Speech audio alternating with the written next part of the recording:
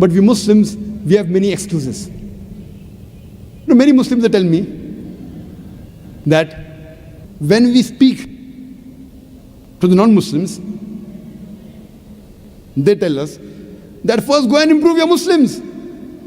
First go and improve your Muslims. See what they are doing, then come and speak to us. So because the Muslims ourselves are not good, they aren't pious, that's the reason we can't do dawah to the non-Muslims.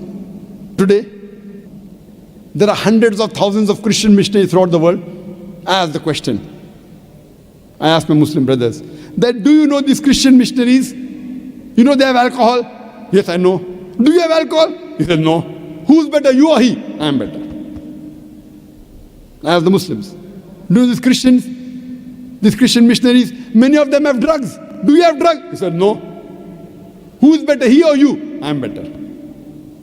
Now many of these Christians, they do fornication, they do adultery. Do you do fornication? He said, no. Who's better, him or you? I.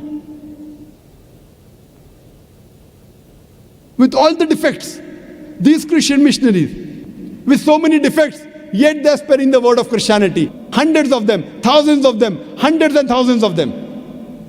They leave the country and they travel thousands of miles to spread the word of the Bible.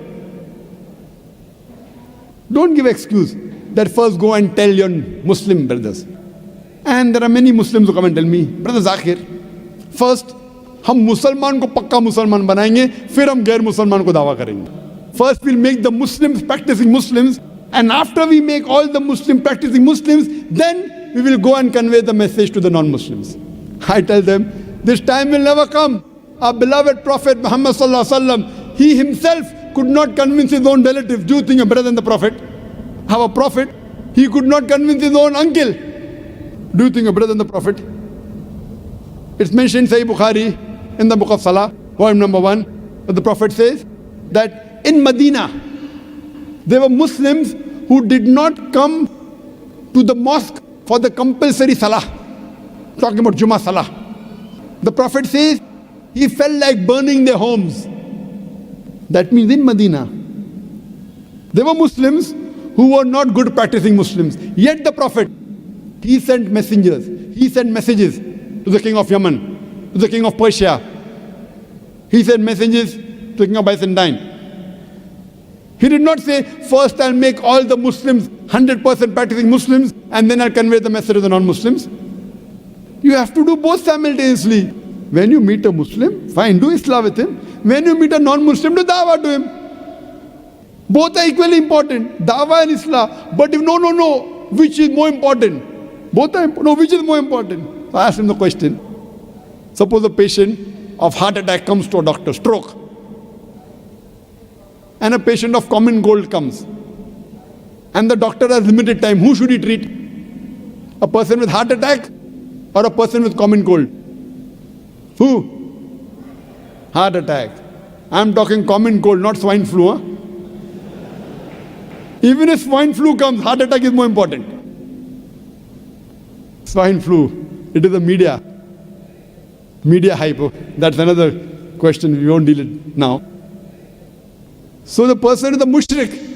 He is doing shirk. If you don't convey the message, he will go to hell.